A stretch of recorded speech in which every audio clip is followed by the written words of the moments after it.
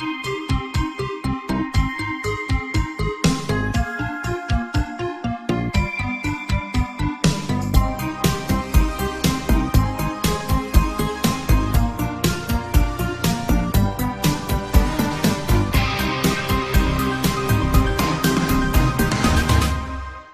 worked for the government for 80 years and there is something you need to know. There is something I need to get off my chest. I used to work for the government. I have been labeled a whistleblower. The things I have seen and done keep me awake at night. A few years ago, my computer was hacked and my journals were leaked to the internet. Having dealt with them in the past, I contacted the Paranoid Time Artifact Society. They moved me to one of their outposts that studies research in meteorology, psychology, parapsychology, zoology, and electromagnetism. My journals were uploaded to the internet, however they were not finished. With the help of Paranoid Times, we have reworked them and reposted them for you, dear listener. Because there is something you need to know. Chapter 1: The World's a Stage. A unite a stage, a coup, a revolution, a bring, a genocide, a new world. In the Ngultra experiments, the CIA dosed unwitting subjects with LSD to see how they would react. What has not yet come to light is that Ngultra was an intra-agency project. The CIA created new departments within the CIA, and fed them steady doses of LSD, and other psychoactive to see how the departments would diverge, and mutate away from normal departments. Whole projects and hierarchies were created, with everybody involved being more or less unwittingly under the influence of LSD. This is how the restraint bed portals and flesh interfaces were first created, i.e. from a heavily psycho-mutated hierarchy. The entire thing had to be eliminated, but the technology it created has been revolutionary. In Vietnam, the US government tried to pacify the country village by village using the Strategic Hamlet program, basically creating villages where there was no or little Viet Cong influence. They tried more extreme experiments where they completely isolated villages or groups of villages, allowing absolutely nobody to enter or exit for periods of up to 4 years. In some of the villages, people simply starved to death. In other, more self-sufficient villages, the people managed to scrape by. It was noted that in many of the villages where this technique was tried, messianic or millenarian movements sprang up. In 16 separate incidences, villages were able to independently invent flesh interfaces and non-electrical portals, and it was surmised that these villages were being collectively dosed with LSD for long periods of time, and their intellectual mutations allowed for these advances. The flesh interfaces were eventually destroyed by the North Vietnamese army at a terrible cost in lives. I'm surprised they used nuclear subs in the Falklands, considering the battle's proximity to the undersea incident zone surrounding the so-called Artigas portal. As I understand it, the portal was opened because of experiments taking place in the CIA's Antarctic station in the early 80s, and Falklands quickly became a center for portal research. Being underwater, the portal had an enormous incident zone, and segmented whales and other undersea debris would regularly wash up on the island's shores. They found one whale that had been segmented cleanly in half by an incident zone disturbance, proving a perfect cross-section of the creature. They also found hundreds of the Echidnas cruciform creatures, certainly non-terrestrial in origin. Anyways, if a nuclear sub had wandered into the incident zone, it could have been disastrous, but I guess they considered the risk acceptable. The Soviets designated large portions of the Ukraine countryside as harvest populations. Basically, their food and water supplies were dosed with LSD until they had achieved what the Soviets called integration. This meant that the local populations had independently invented flesh interfaces. The Soviet army would then quarantine the area and try to remove the flesh interfaces for their own use. This was usually without success and with great loss of life. Many of the soldiers and scientists were segmented, as often happens in an incident zone. So they ended up with people missing limbs, cut in half, etc. What's interesting is that the people could live for quite some time despite segmentation. This is what led the Soviets to believe that their missing body parts still existed, albeit in some unknown place. So one of the leading theories of the time was interdimensional relocation. They were quite mistaken. Dubai probably has the highest rate of free-floating non-interface incidents of any major metropolitan area in the world. In one incident, a large group of migrant workers was segmented in an underground facility. Perfect cross-sectional segmentation along the frontal plane. You could see their lungs working, food being digested, blood pumping on the inside of the heart, everything. They live for almost 5 months in this condition. Absolutely fascinating to see in person. There was also a group of school children who were very slightly segmented, just ends of fingers and bits of the calves and such. Hardly fatal wounds, yet they all died within 2 months. Some showed signs of intellectual mutation. There are no known flesh interfaces in Dubai. However, it is surmised that the architecture is actually based on interface geometry and carries some latent interface-like power. Mass segmentations remain one of the most mysterious aspects of the interfaces. They seem to show that the interfaces do indeed concentrate on flesh, living up to their name. Chapter 2 Elizabeth Bathory. We look at Elizabeth Bathory as an example of pre-LSD enlightenment, i.e. somebody seeming to attempt to build a flesh interface before the invention of LSD. How can this be explained? Perhaps she ingested some ergot or some other naturally occurring psychotropic chemical. Or perhaps her mind was simply attuned to whatever intellectual processes need to occur to invent a flesh interface. The Book of Revelations is also considered to be a description of a flesh interface, especially the description of New Jerusalem. My problem with this is that it is all speculative. It's like when modern psychologists diagnose historical figures. I'm uncomfortable with this level of speculation. I will always regard the first instance of a flesh interface to have occurred in Treblinka, 1944. The geologic disturbances, partial tunnels, so-called interdimensional relocation, and wealth of clearly segmented bodies leave no doubt of its existence. The Soviets have documented this. Basically, when you look at the stories of Elizabeth Bathory's behavior, it seems like she is trying to build a flesh interface. But it is known that in order to invent a flesh interface, one must be under the influence of LSD for extended periods. As LSD hadn't been invented during her life, it's probably just a coincidence. Still a tantalizing theory, though. What is a flesh interface? Obviously, I can't define a flesh interface in terms of purpose or composition or mechanism. I can only list the various phenomena which are related to them. Chief among these is the creation of an incident zone wherein objects are spontaneously segmented, i.e. parts of the objects simply disappear, yet the objects continue to behave as if the missing parts are still present. Also, you see complex tunnels created in the earth. These have been termed ant farms. In undersea interfaces, you get chitinous cruciform organisms. These sui generis organisms are thought to be the result of evolutionary processes which took place in an environment other than Earth. This is speculation, but in this case, I agree with it. Then there have been the giant metallic cylinders which appear and experience continuous spontaneous segmentation. These are usually at least 10 meters in diameter and can get much larger, and only occur in very large interfaces, i.e. portals. Beyond this, the phenomena are too various to mention, and different for each interface. Time portals. Many people think that a portal is simply a large flesh interface. This is true. A portal is a large flesh interface. But it is also more than that. A portal is, as the name implies, a way of sending objects between the portal site and wherever the various locations that been found beyond the portals are located, i.e. the so-called alien sister cities. Portals are usually, but not always, accompanied by the large, fluctuating metallic cylinders.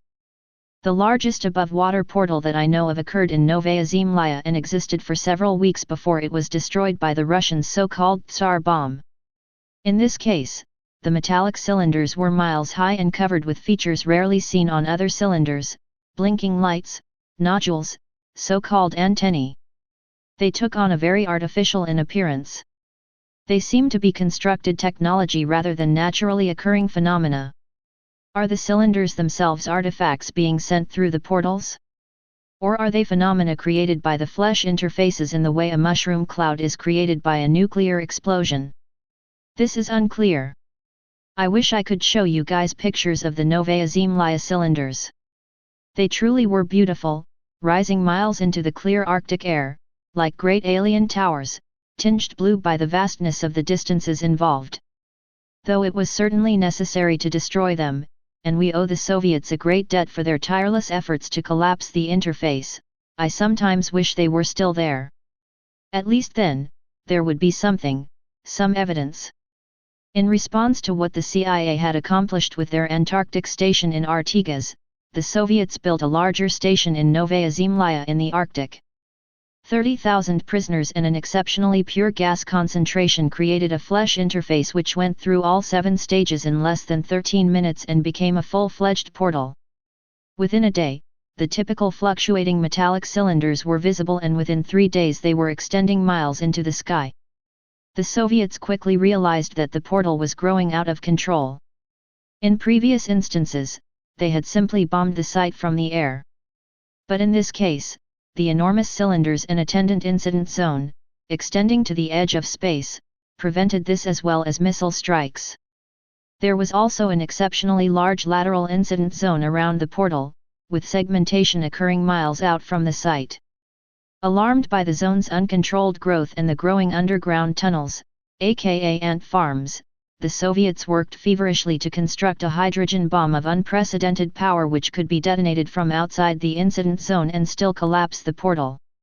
The steady rate of growth in the incident zone provided them with an exact deadline, which they managed to meet with only 2 hours to spare. Any later, and the bomb could not have been placed so as to collapse the interface. In short, the world came within 2 hours being subjected to an uncontrolled flesh interface and perhaps the end of civilization as we know it. Before the portal was collapsed, however, the Soviets had gained first-hand knowledge of one of the so-called sister cities. In other words, somebody had gone into the portal and come back. Chapter 3: Lisa's Dream. I've always found Lisa's dream to be a good starting place when trying to understand the psychological effects of travel. Lisa was a 9-year-old girl sent through the Groom Lake interface in 1975.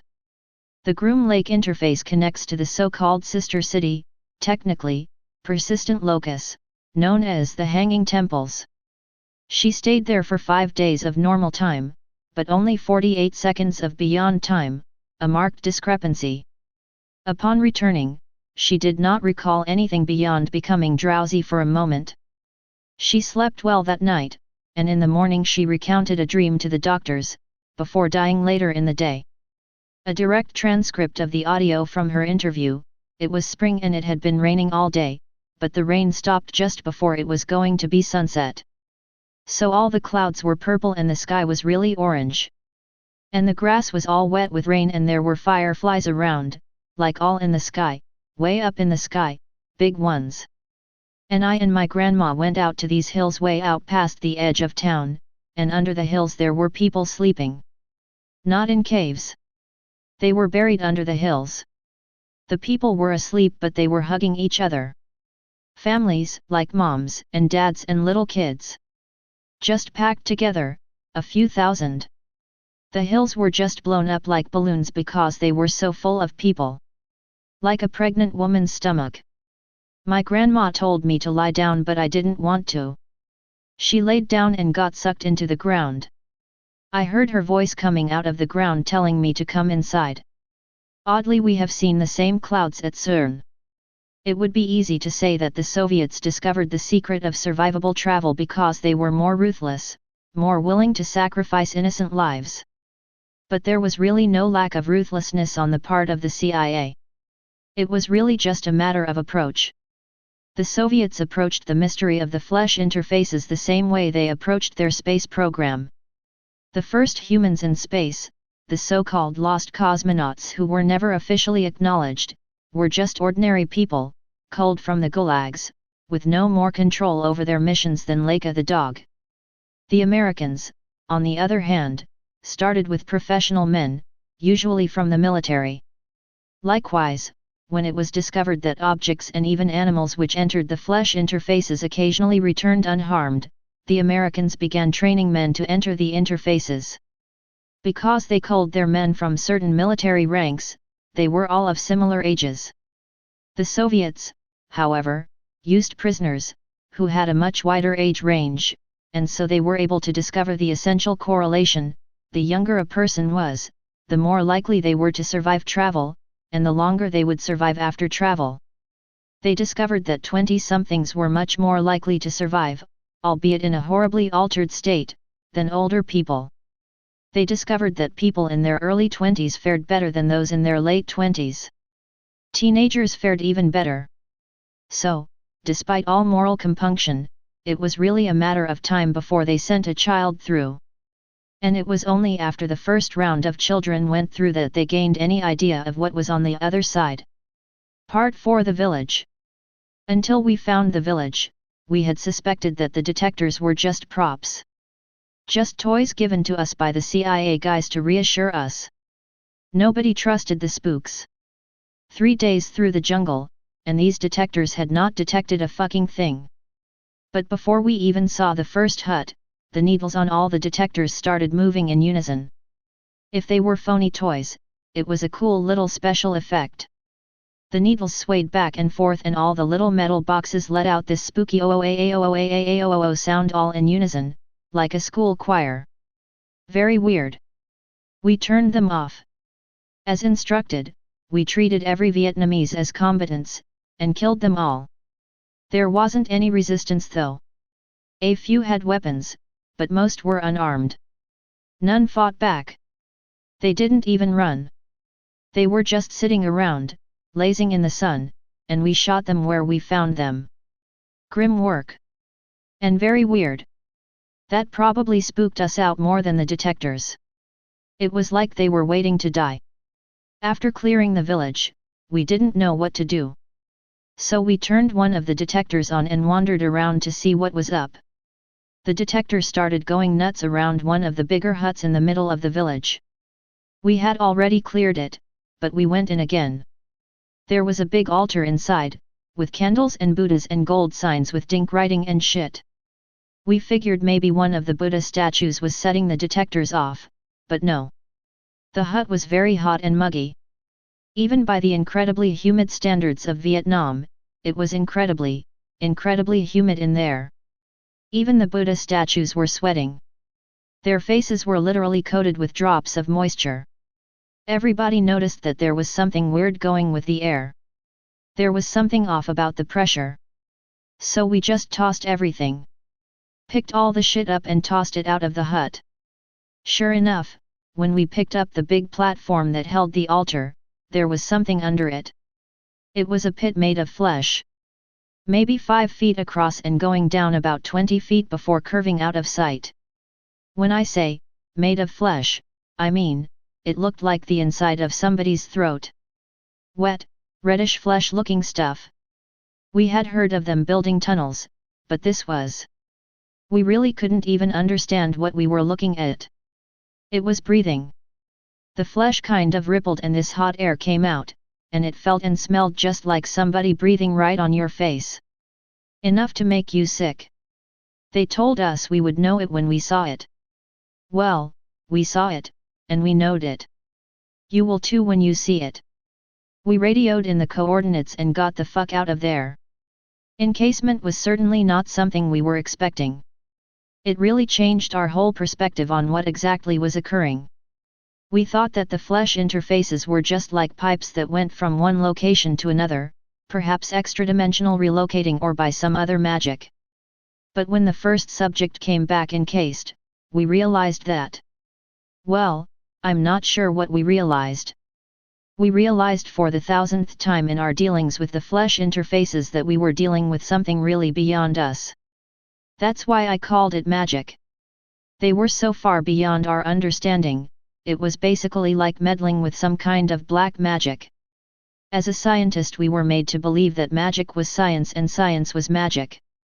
Calling magic science was a way for our logical brains to understand something we could never understand.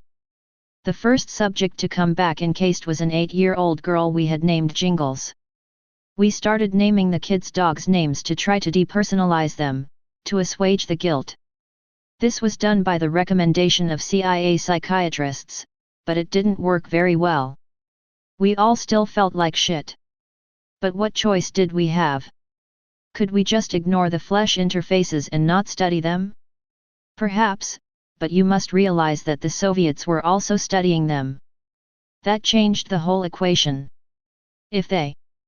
Well, the ethical issues have been debated to death.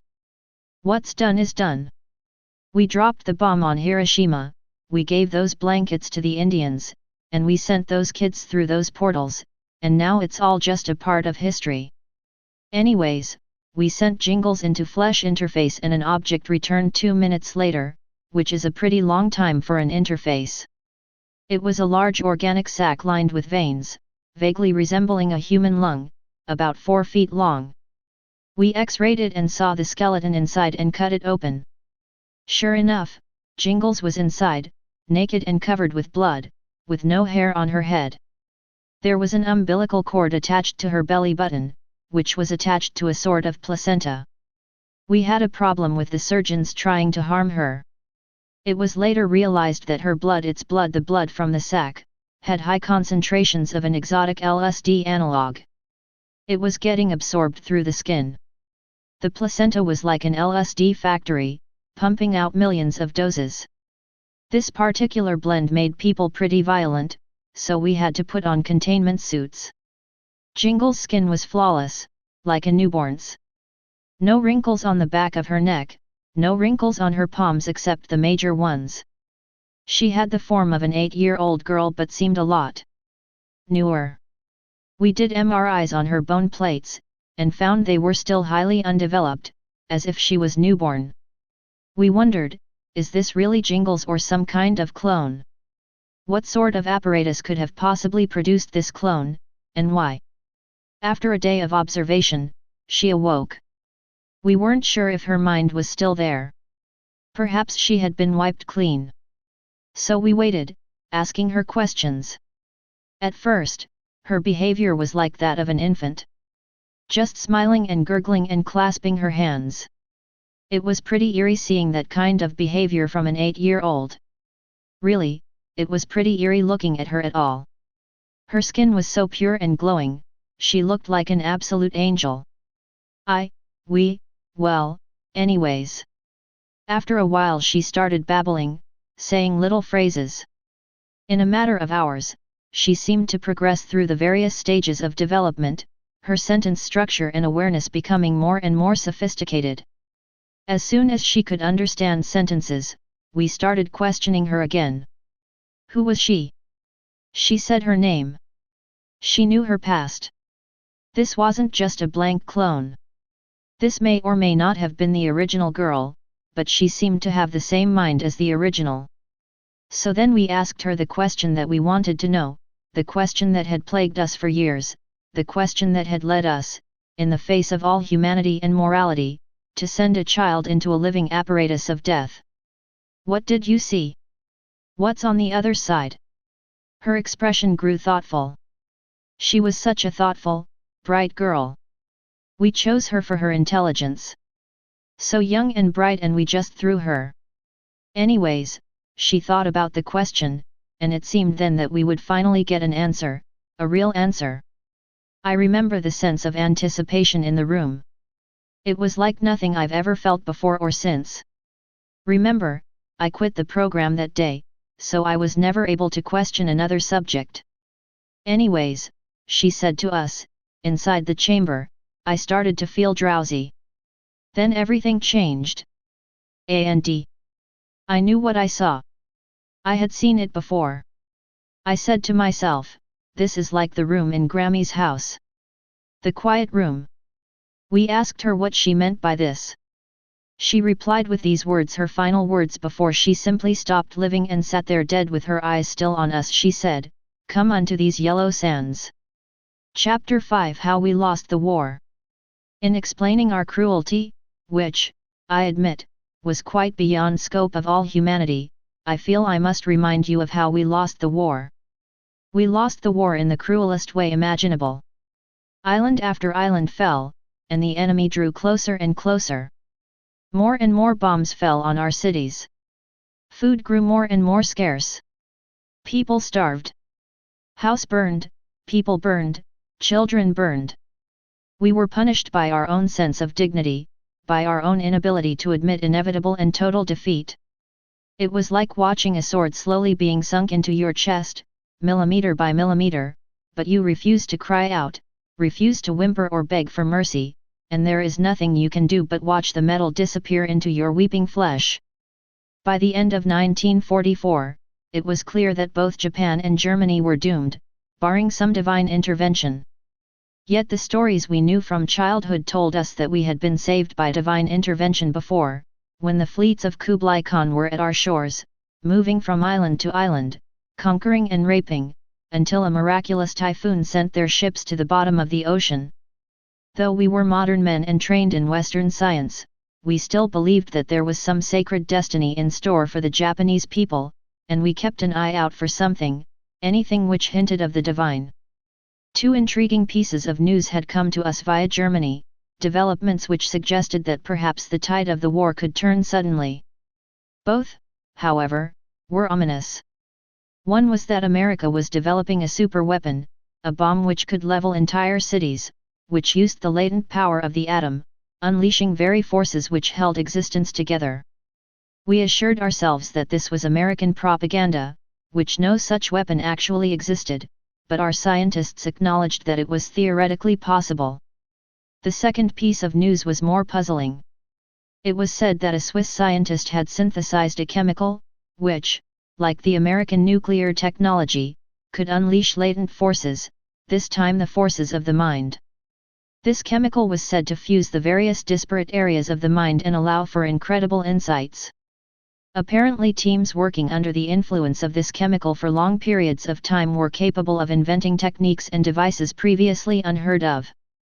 By the end of 1944, various high-ranking Germans were slipping out of Germany, like rats from a sinking ship, often trying to fund their escapes by selling various pieces of artwork, technology, intelligence, etc. It was from one of these that we obtained an enormous supply of this wonder chemical, LSD, which was supposed to be secret even from Germany's allies.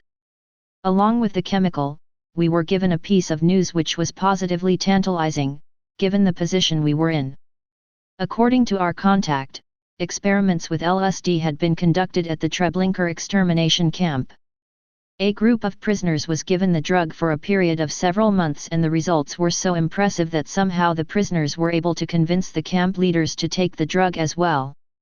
Soon the entire camp hierarchy was taking the drug and working together on a new device that was some sort of destructive radar which could bring down planes as easily as ordinary radar found them. It was said to be powerful enough to slice bombers right in half. Of course, we found this piece of news hard to believe. Nazi death camp commanders working side by side with Jewish prisoners to invent a magical radar? It was utterly fantastical. Our good sense told us to ignore it. And yet, how could we? The Americans had already taken back the Philippines. Soon they would take Iwo Jima. Then Okinawa. Then all the home islands. We were facing the end of the Japanese as a free race.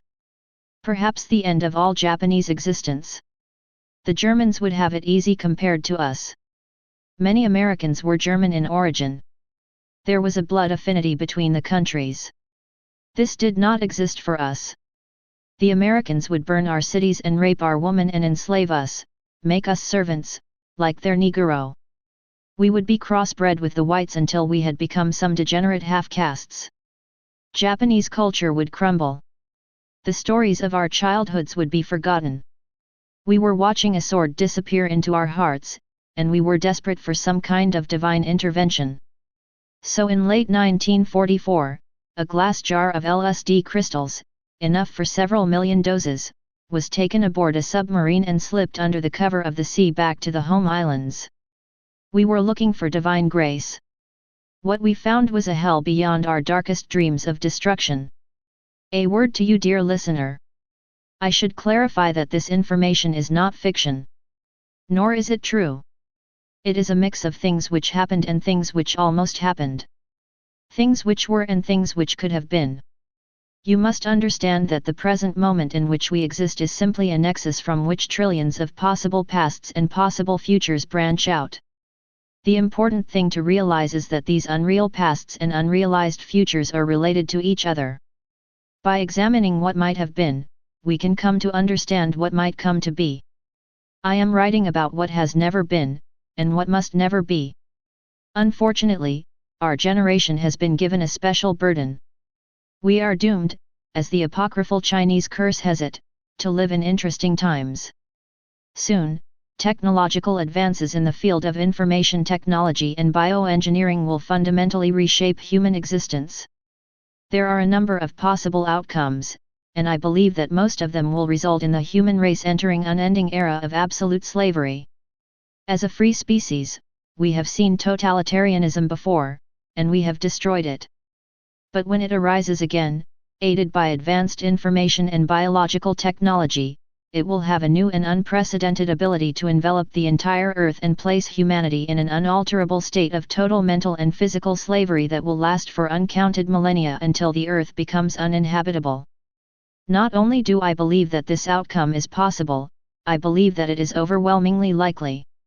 Out of all the trillions of possible futures arrayed before us, 99.9999% of them result in this outcome.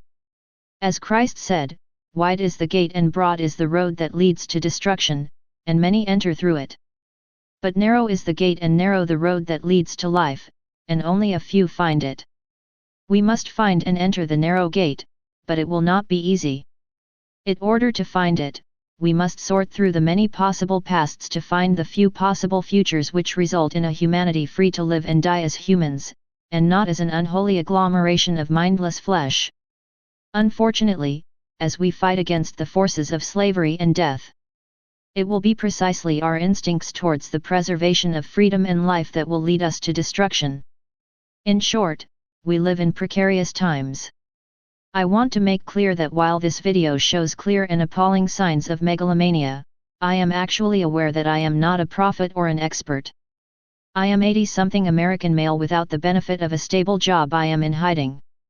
Sadly, I have spent most of my life drunk.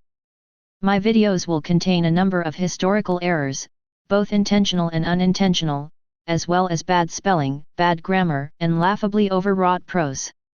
Readers with a proper education will easily see through my attempts' erudition. In short, I have no proper formal qualifications for the task I have set out for myself. But I have personally experienced the intellectual mutations of which I write. Through repeated self-experimentation, I have fractured the time state of my brain, and now it exists in an ever-shifting state between various pasts which didn't happen. As such, I have been given what I believe is special insight into our possible futures. They are dark. The shadows of past atrocities pass and overlap with the shadows of future atrocities. Time is short. Recently, I have been beset with a persistent creativity that seems to grow stronger as the days go by. I fear this state is unsustainable.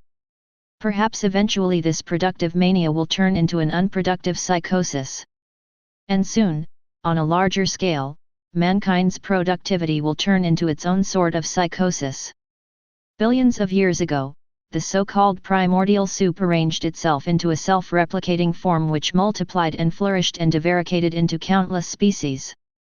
From our vantage point in the present, this singular moment of origin has become lost in the mists of time.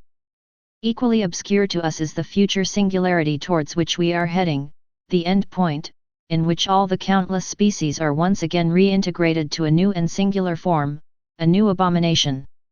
We are on the verge, all of us. Times are dire. We are about to be gathered again into the arms of the mother, to become one flesh with her. The mother who gathers lost children. The mother I have seen in dark spaces since I was a little child. Back when I called her the mother with horse eyes. We are about to meet her again. We are about to be unborn. Stay paranoid, my friends.